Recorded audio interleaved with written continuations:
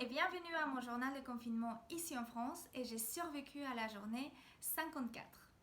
Ce samedi 9 mai, c'est le week-end encore, donc du coup, ambiance décontractée s'impose. Donc du coup, j'ai changé un peu le décor et je suis assise dans ma chaise à Valence pour vous parler de mon chemin vers une vie plus saine, vers une nourriture plus saine et puis surtout partager avec vous un peu les difficultés et de mon expérience à ce sujet. Ce n'est pas facile, c'est vrai. Et je suis quelqu'un qui a été différente depuis toute petite. J'étais un peu le mouton noir de ma famille, on peut le dire. Et ça, ils m'ont même surnommé la Greenpeace parce que j'ai toujours été avec mes idées écologistes, avec mes idées plus dans le respect de l'autre et à ne pas vouloir manger de viande, à questionner tout ce qui s'est passé autour de moi. Donc du coup, ça n'a pas été facile pour mes parents, les pauvres. Mais ensuite, quand j'étais un petit peu plus grande, dans l'adolescence, j'ai voulu changer d'alimentation, arrêter de manger de la viande. Et ça n'a pas servi. J'ai pas réussi parce que je ne savais pas à l'époque. En fait, j'ai réessayé 2 ou 3 fois. Et les 3 fois, les médecins m'ont dit non, il faut que tu reviennes parce que je fais des anémies. Normalement, en temps normal, j'ai fait des anémies au moins 1 ou 2 fois par an. Donc du coup, c'est absolument pas normal. Et comme c'était des anémies ferriques, donc liées au fer, la première chose qu'ils pensaient, c'était que c'était le manque de viande. Donc du coup, ils me faisaient faire marche arrière et me demandaient de recommencer à manger de la viande. Donc du coup, les 2 ou 3 fois ont été un absolu échec. Ensuite, c'est vrai que quand on est en Mexique avec des idées différentes, qu'on est différent de la plupart des gens, ce n'est pas facile. Je dois vous avouer que ça a été difficile d'aller contre le courant. Je pense que partout dans le monde. Mais quand je suis arrivée ici en France, j'ai retrouvé que, au moins, le français, il respecte un petit peu plus. Il y a cette barrière, cette intimité qui m'a permis le fait de pouvoir m'établir comme la personne que je suis aujourd'hui, de prendre mes valeurs et pouvoir m'explayer complètement et les développer à leur maximum, un petit peu plus chaque jour, sans avoir peur que les gens m'embêtent en fait. Parce que c'était un peu ça au Mexique. Donc du coup ici, j'arrive. En plus, il y a beaucoup plus d'accès à des informations. Il y a je trouve que dans les dernières années, 2, 3 ans, il y a eu cette mode que je trouve bien. Je ne suis pas quelqu'un qui suit les modes normalement. Au contraire, je les fuis. Mais c'est une bonne mode. Cette mode des zéro déchets, cette mode écologiste, cette mode des véganisme ou des végétariens. Et cette mode des personnes qui ont envie de changer pour leur santé, pour eux-mêmes et pour la planète. Donc du coup, je me suis sentie très bien et j'ai pu exploiter tout ce que je suis en fait. Et ça n'a pas été facile. Je vous dis que il y a 8 ans, je mangeais tout et n'importe quoi. J'étais fan de McDo. J'étais pas fan. Je pense que j'étais accro au McDonald's. C'est un truc de dingue. Et au fur et à mesure, j'ai commencé à arrêter de manger des choses qui n'étaient pas bonnes pour la santé. C'est vrai que beaucoup de choses que je fais, c'était grâce au fait que je suis mère et que j'ai une fille et que je voulais l'aider à qu'elle ait la meilleure sa concentration, à qu'elle puisse développer au mieux son cerveau et apprendre mieux, non, à l'école. Donc du coup, je commençais à m'intéresser grâce à elle à l'alimentation. Donc je commençais par le sucre, les boissons, les sodas, tout ce qui est les boissons sucrées. Et c'est comme ça que j'ai découvert des études qui ont été faites en France par un chercheur français du Sud qui a découvert que le sucre il est 10 fois plus addictif que la cocaïne.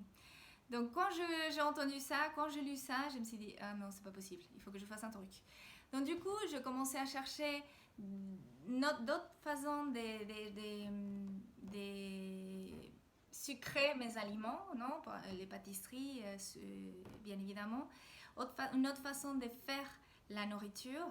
Et au fur et à mesure, jusqu'au moment dans lequel, il y a 6 ans, un peu plus, 6 7 ans, m'ont diagnostiqué de la maladie cœliaque, que la maladie cœliaque, c'est une maladie auto-immune qui est liée au gluten. Donc du coup, le seul traitement, c'est arrêter de manger de gluten. Et je pense que à ce moment-là, forcément, on pense, c'est pas possible, qu'est-ce que je vais manger? Mais je pense que cette maladie a été une bénédiction. Parce que grâce à elle, j'ai encore plus approfondi mes recherches et j'ai appris à faire plein de choses. Et aujourd'hui, je suis arrivée au point de que j'achète pratiquement... Non, j'achète pas des choses industrielles en fait. Je fais tout. Les gâteaux, les crêpes, les pancakes, les cookies, tout, je le fais. Et il n'y a absolument pas un seul truc industriel chez moi, à part des matières premières, bien évidemment, mais pas des produits transformés. Donc ça n'a pas été un chemin facile, mais je pense que le fait d'être cœliaque m'a forcé à aller vers une mode de vie, une mode de manger, d'alimentation différent. Donc, comme je vous l'ai déjà dit, c'est un chemin assez long et je pense qu'il faut qu'il prenne son temps. Je pense qu'on peut voir ces dernières années beaucoup des gens sur Internet qui postent leurs plats, qui donnent leur discours en disant il faut arrêter de manger ci, il faut manger bio, il faut manger des fruits et légumes, aller au jus, manger cru, bannissez le sucre, les produits industriels. Et en fait, ils nous bombardent avec des informations, tellement de choses à ne pas faire, parce que c'est la culture de ne pas faire, d'interdire quelque chose. Il y a tellement de changements à faire et nous voulons bien évidemment faire au mieux. On voudrait tout mettre en place en même temps et en fait, ça ne marche pas. Parce qu'on n'est pas capable. C'est pas qu'on ne soit pas capable. Ce n'est pas gérable de faire trop de changements en même temps.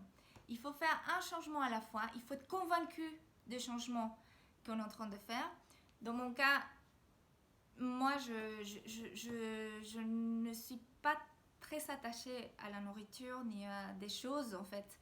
Donc du coup pour moi ça a été très simple de dire bon j'arrête de manger ça, oui parce que c'est mauvais, ok c'est mauvais, j'arrête. Mais d'un jour à l'autre c'est impressionnant. Je sais qu'il y a beaucoup de monde et qui, la plupart des gens ne sont pas comme moi et qui ont un petit peu plus de mal à laisser certaines choses. Donc c'est pour cela qu'il faut faire les choses tout doucement, un changement à la fois. Une fois qu'on se sent bien avec ces changements, prochain changement, prochain, et ainsi de suite, jusqu'à arriver à l'objectif qu'on veut, on s'est mis depuis le début.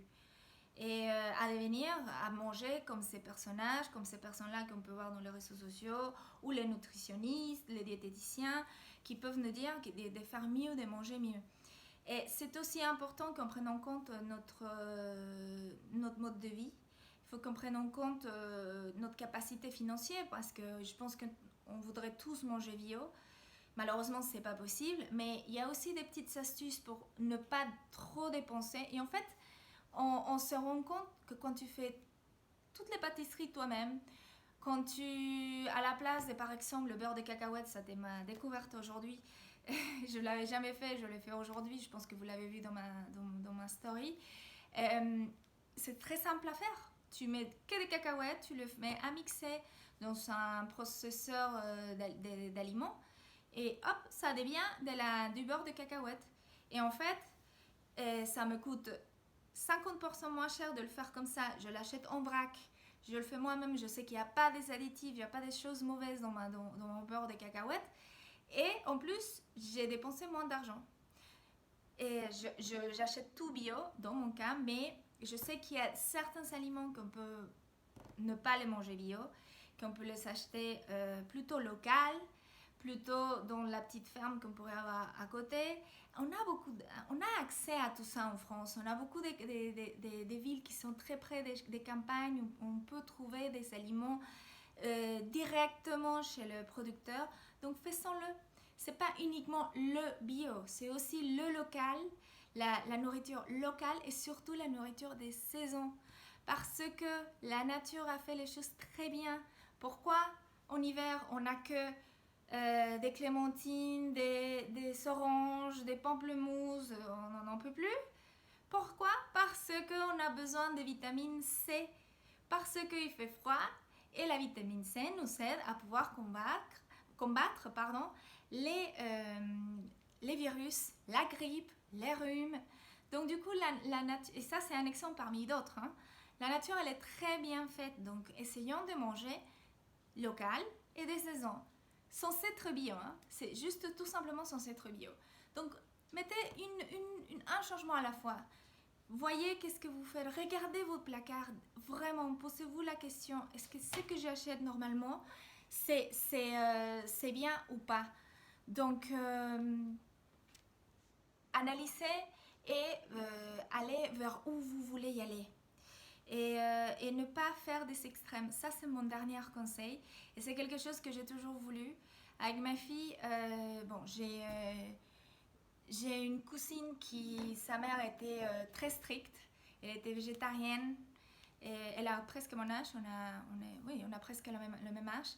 Et en fait, elle était hyper stricte quand elle était petite. Elle pesait la nourriture. Impossible de lui donner une glace. Rien. C'était extrême. Et du coup, résultat, à notre âge aujourd'hui, elle a rejeté complètement le mode de vie que sa mère lui a appris pendant tant d'années. Et aujourd'hui, elle mange tout et n'importe quoi. Donc mon objectif avec ma fille, c'était tout simplement de ne pas faire cela. Donc ma stratégie, je dois avouer que c'était mon plan machiavélique qui pour l'instant, je pense que ça s'est très bien déroulé. C'était de lui donner des produits de bonne qualité, de lui faire de la nourriture très bonne, avec des produits frais, avec des produits de bonne qualité et surtout ne jamais la frustrer. Si elle me disait maman j'ai envie d'une glace et que j'avais le temps, je lui faisais une glace mode saine, non, que je faisais moi-même, qu'on faisait toutes les deux ensemble. Et puis voilà, on avait la petite glace qui était, je savais combien de sucre il y avait, il y en avait, des produits, que des produits frais, donc c'était gagnant-gagnant. Parfois, je n'ai pas le temps, parce qu'on travaille tous. Donc parfois, je n'ai pas le temps. Je me dis, bon, c'est pas grave. Pour cette fois-ci, on prendra une glace qu'on va acheter dans le supermarché. C'est pas très grave. Et ça, ces genres des flexibilités, ça peut aider, vous aider déjà à vous-même, à pouvoir assimiler et à pouvoir vivre au mieux ces changements d'alimentation et surtout à aider à vos enfants à aimer manger correctement. Parce que c'est des enfants, on ne peut pas leur interdire tout. Il faut qu'on leur donne un petit peu de souplesse, surtout parce qu'ils ont en communauté, ils ont avec d'autres enfants et d'autres enfants, ils ont toujours le petit pain Nutella, le petit chocolat, les bonbons et puis on ne peut pas tout interdire si on ne veut pas qu'ils rejettent notre façon de faire, notre façon de manger. Et c'est ça l'objectif. Je vous le dis que ça marche très bien, hein, parce que ma fille aujourd'hui, si elle n'aime pas quelque chose parce que c'est trop sucré, c'est des aliments qu'elle n'aime pas, elle ne mange pas. Vraiment, même si elle a faim, elle se dit non, je ne mange pas. Donc du coup, bon, c'est mon petit parcours. J'espère que vous avez aimé et puis je vous retrouve demain avec une autre histoire, une autre réflexion. Je ne sais pas encore de quoi je vais vous parler demain. Prenez soin de vous et à demain. Ciao, ciao.